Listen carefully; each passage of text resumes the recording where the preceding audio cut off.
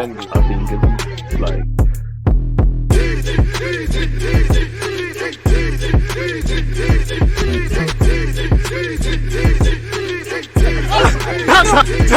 People deluded, I'm back again. Come on, Ian. Come on.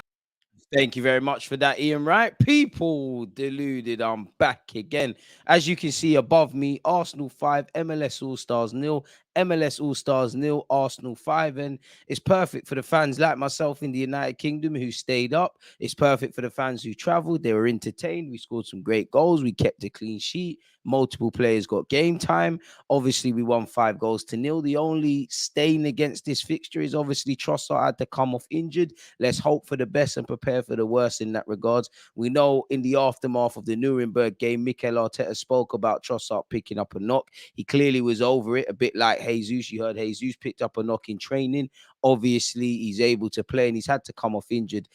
And he was subbed for Martinelli. Let's hope that was just a precaution. It's obviously lovely to see Declan Rice get his first minutes in an Arsenal shirt. Lovely to see Kai Havertz score. You know, I don't know if Havertz has convinced all the Arsenal fans, but 24 hours ago, it was all disaster and making the national papers in the United Kingdom for his performance in the skills challenge part of the MLS thing. He scored a volley. Maybe he was saving his goal scoring boots for now, innit? I haven't seen him score a goal like that for Chelsea in his Chelsea days. So, yeah, I think timber of the summer signings, I think it was nice to see at times Declan Rice was getting a bit, him and Odegaard were getting a bit agitated at players not picking the right passes, Kyle Hine and Tomiyasu. So it's nice to see Declan Rice get some minutes. Nice to see Havertz, you know, doing well in the 8 role. Havertz is going to be the trending topic in it, you know. Conclusions were drawn on 45 minutes against Nuremberg. Conclusions were drawn in some skills game thing yesterday. Conclusions are going to be drawn now, and we're going to be there. Of all the summer signings, I personally believe Timber made the greatest impact. You could see him flying into midfield at times, leading the press further forward, and also doing well at right back. I also want to hail up Kirill because I think Kirill did well in the first half in that inverted role as well. The only thing I would say with Kirill, there was a moment where he sloppily gave the ball away and then did it again twice within like a minute. That's the only mark. I did think we started, the pitch didn't look the best. Not that I want to be one of them guys. I did think initially we was not struggling to play 10 passes, but was moving a bit lethargic. We wasn't quite playing as crisp as we could. Obviously, we know it's pre-season. I think players were taking some sloppy first touches. We was giving the ball away in many ways a bit too cheaply there.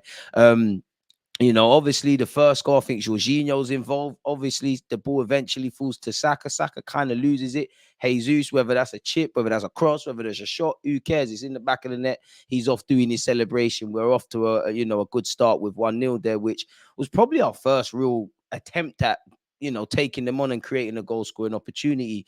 You know, shortly after that, Trossard scored again. Benjamin White. It was a lovely run from Saka. Lovely ball over the top from Benjamin White. Saka's found Trossard, who's taking a touch inside, taking another touch to set himself, and then smashed it with his right foot into the near post, really and truly. So that was off to a great start, essentially.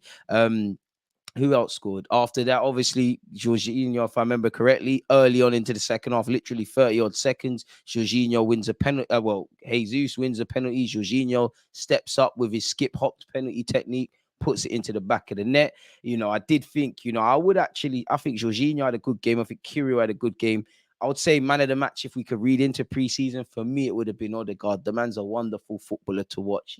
There's a wealth of control he brings in. You're just always confident with him in possession. And don't get twisted, Martinelli should have scored before he actually scored. And he had a lot to do for the initial Martin Odegaard pass. But there's a reason he's the class region. It's an absolute sexy pass from Martin Odegaard to set Martinelli on his way. And Martinelli makes amends and bags. Obviously, it's nice for Marquinhos to get an assist. I still think with Marquinhos, he's kind of playing within himself. I want to see him be a bit more confident and take people on and stuff like that. But it's nice to see him get an assist, and it was a great finish by Havertz. So all in all, it was good. It's nice to see Ramsdale and Kyle Hine can claim to keep clean sheets. In fact, big up Kyle Hine. I know you peed off your teammates at times by going long, but you going long, Havertz winning the header, and ultimately Jesus winning the penalty led to that goal that Jorginho put in the back of the net, really. So we did well. I think Balogun, while you would like to see him like created some, you know, clear-cut chances by his teammates, I think he did well off the ball, and he was involved in the build-up to one of the goals. I think he won some smart fouls,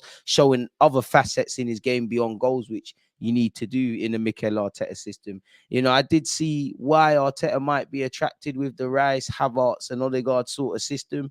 I think Fabio Vieira did all right in some aspects, could have done a bit more to make a mark. The same goes for a couple of players that started in the first half. Nice to see Tierney. It's actually nice to see Saliba playing another preseason game because he had a back injury, as the same could be extended to Tomiyasu. Nice to see Marquinhos gave the manager Arteta something to think about because you've impacted the game in some way. Timber, probably the brightest spark, really. You know, he's tenacious, he's aggressive, he wants the ball, he can play as a conventional right back, needs no, doesn't need to be asked to step into midfield. So, yeah, there's some good building blocks. We tick along. This is our third game of preseason, our second televised one. We played Watford behind closed doors. We've played Nuremberg and we've played MLS All Stars. So it's just about taking percentages in that game and being better. At the weekend, we've got Barcelona. We need to be better in that game. We've got Barcelona, Manchester United, and Monaco as preparations before we obviously play in the Community Shield against Manchester City, and then the Premier League's here. Smash the like button. Let me know your thoughts. Appreciative to not only those of you who are watching this vid, one love. Appreciate all of you lot who was part of my watch along. At the time of making this video for you lot, it's 3:51 a.m. So it's now time to shower, brush my teeth, and go to my bed. Let me know your thoughts in the comment section. Subscribe if you haven't. Smash the like button. God bless you all. I'm out. So you always use that active red line, defenders.